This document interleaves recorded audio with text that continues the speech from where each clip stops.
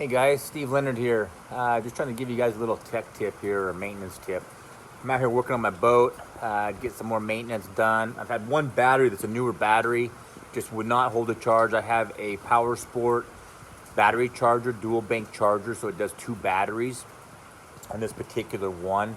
Every once in a while, this one battery just wouldn't take a charge because it's my electronics battery, so at the end of the day, it could be lowered that my big motor won't charge it up depending on what we're doing.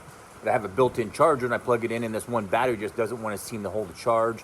I thought it was the battery. Well, it's not. So what I've done is I've tore into it here, and I thought it was some corrosion on the terminals, which I take apart and I clean all my terminals and everything that I have in here.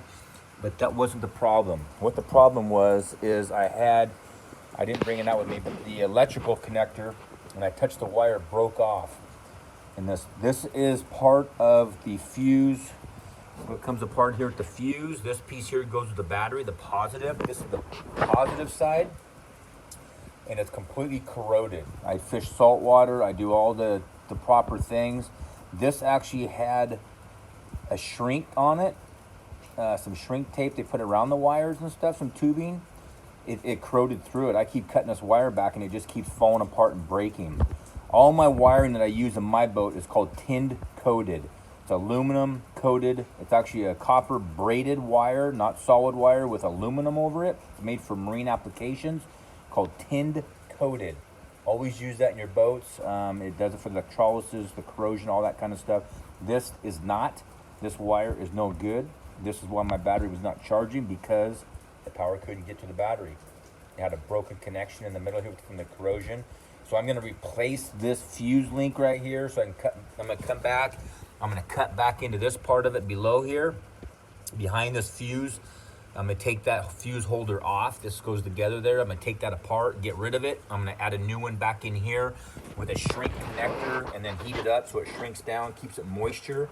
And then I'm also going to use some battery terminal stuff that I have here for on my post, and along with this good stuff over here, if you're not familiar with it, is corrosion blocker. This stuff here is awesome. I use it on all my electronics and everything. And even though you still get some corrosion here and there, I do a lot of maintenance. I'm trying to keep up on stuff, but there's always something that's going to catch you. So that's what I'm doing today. I just want to share this tip with you. If you have a battery going low and you do have a charger, check those connections. I actually caught this because I was going to clean my battery post and clean them up, because there was a tiny bit of corrosion on my connectors where they go to the battery. So I take some sandpaper and I'll sand them up to get any corrosion off of there, get them cleaned up, the connectors themselves, so it's metal to metal.